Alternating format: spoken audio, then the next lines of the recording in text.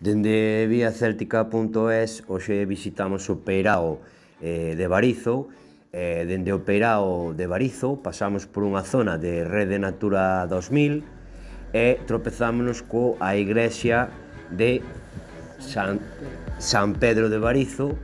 Hai varias casas de turismo rural nesa zona de Barizo e máis adiante Santiago.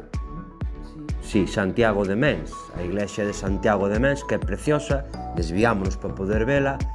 Tamén están as tres torres de Mens famosas, que están pechadas e non se poden visitar, que alguén lle puxo aí unha cadea e un candado e non se poden ver, pero por fora vense moi bonitas.